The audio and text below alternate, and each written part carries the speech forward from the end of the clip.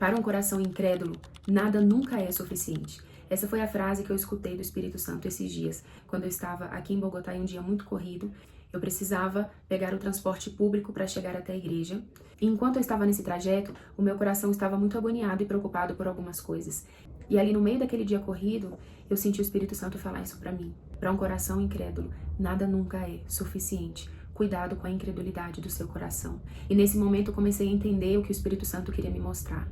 A preocupação, a ansiedade e a incredulidade estavam me impedindo de ver muitas coisas que Deus estava fazendo ao meu redor. Exemplo, anos atrás, quando eu estive em Bogotá, toda vez que eu olhava pro transporte público, Transmilênio, para a logística da cidade, uma cidade grande, eu sempre pensava, eu sei que Deus me chamou para estar um tempo nesse lugar, mas eu não sei como isso vai acontecer. Eu não sei como eu vou me virar aqui, eu não sei como eu vou fazer as coisas. Para mim, toda essa realidade parecia muito impossível. E de repente eu estava no transporte público, fazendo coisas no meu dia que eu não imaginava. Eu sei que essas coisas podem parecer super simples e fáceis para outras pessoas, mas para mim era e é um desafio. E no meio da minha rotina, como comprar comida, fazer almoço, ir a algum lugar, buscar trabalho, encontrar um amigo, tudo isso que é uma rotina aparentemente fácil, em algum momento já foi para mim motivo de medo. E não que eu conheça Bogotá por inteira e já esteja super bem aqui, mas certamente eu já consigo caminhar muito mais do que eu imaginava antes.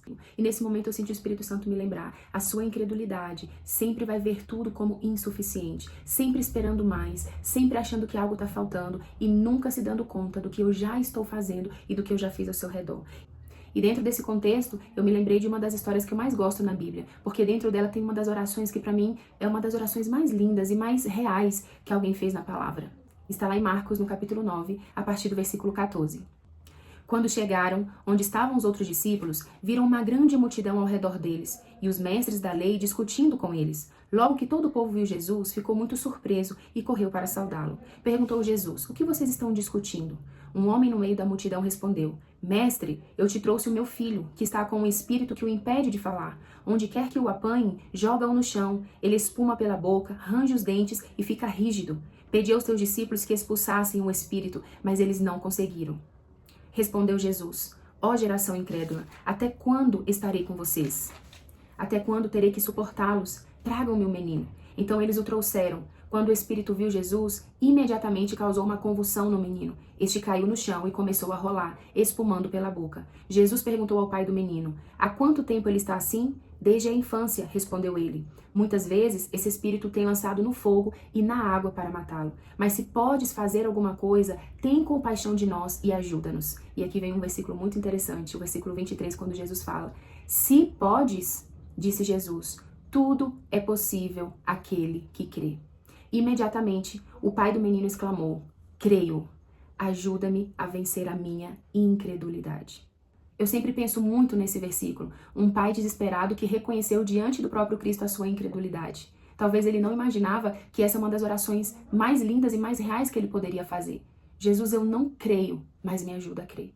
Jesus, eu não consigo crer, mas me ajuda com a minha incredulidade. Ele estava reconhecendo a sua incredulidade diante do único que poderia fazer algo por ele, o próprio Cristo. E quando eu me lembrei dessa história, eu comecei a orar isso ao Senhor e pedir a Deus: "Senhor, me perdoa pela minha incredulidade e me ajuda com a minha incredulidade." A palavra diz que sem fé é impossível agradar a Deus. Não fala que nós podemos agradar um pouquinho, metade. Ela fala que é impossível agradar a Deus. E é do interesse de Deus que nós venhamos aprender a viver uma vida de fé. Esse vídeo não foi um vídeo tão fácil de gravar, apesar de ser um vídeo pequeno e uma reflexão, mas porque eu sempre precisei fazer essa oração a Deus. Senhor, me ajuda com a minha incredulidade. E talvez você aí do outro lado pode estar pensando: eu não consigo crer nesse momento, eu não consigo crescer em fé, eu não consigo nem mesmo sentir que eu tenho fé nesse momento. E acredite, eu não sou melhor do que você. Mas eu resolvi gravar esse vídeo porque existe um convite de Cristo para nós, para que nós venhamos aprender a viver uma vida de fé. E eu acredito que um dos pontos importantes é começar desde esse lugar que esse pai entendeu, de reconhecer diante de Cristo a nossa incredulidade. Em Hebreus 12:2 fala o seguinte: "Olhando firmemente para Jesus, autor e consumador da fé, o qual pelo gozo que lhe estava proposto, suportou a cruz, desprezando a vergonha, e está sentado à destra do trono de Deus." Aqui nós podemos entender que a nossa fé, ela não depende de nós, ela começa e termina na pessoa de Cristo. Ele é o autor da nossa fé e Ele é o consumador da nossa fé. Aquele que inicia e aquele que consuma, que solidifica, que termina. E essa é uma boa notícia para nós hoje. Essa é uma boa notícia para quem se sente sem fé ou lutando com a incredulidade. Enquanto um coração incrédulo tenta sustentar a fé com um esforço humano, aquele que crê em Jesus de fato entende que a verdadeira fé é sustentada por Jesus, não por sentimentos e não por circunstâncias. Então talvez você esteja pensando, não, o tema de fé é muito difícil para mim. Ser uma pessoa de fé sempre foi muito difícil para mim.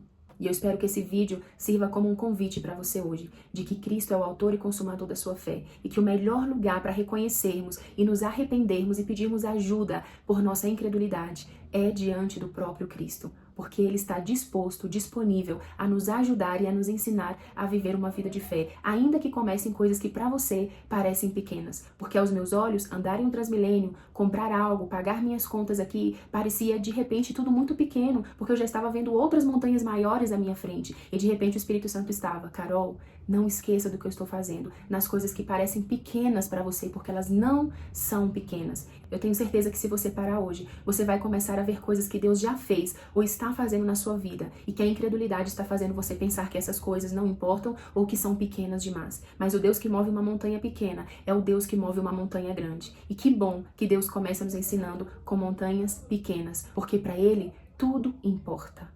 A fé não é só sobre conseguir um milagre ou que Deus faça algo que você está precisando. Acima de tudo, a fé é sobre a beleza de crer na pessoa de Cristo, independente das circunstâncias. Independente se nesse momento você acha que Deus não fez algo que você gostaria ou que as coisas não estão como você gostaria. A fé não se baseia naquilo que está acontecendo, mas de saber que apesar de que as coisas não estão como eu acho que deveriam estar, Cristo continua no controle. E essa é a única segurança que nós precisamos nessa vida, que Deus está no controle de todas as coisas e que Ele tem um plano. Assim como esse pai quando chegou desesperado diante de Jesus e do seu desespero saiu uma oração tão real, tão verdadeira. Cristo, ajuda-me com a minha incredulidade. E que hoje estas palavras de Jesus possam alimentar o nosso espírito. Se podes, tudo é possível àquele que crê. A sua fé não depende de você. Cristo é o autor e consumador da nossa fé. E isso muda toda a nossa perspectiva a respeito de fé. Eu espero que esse vídeo possa abençoar a sua vida hoje. E aqui eu sigo na minha caminhada também. Lembrando que esse canal é sempre pregando para mim, compartilhando com você. Até o próximo vídeo.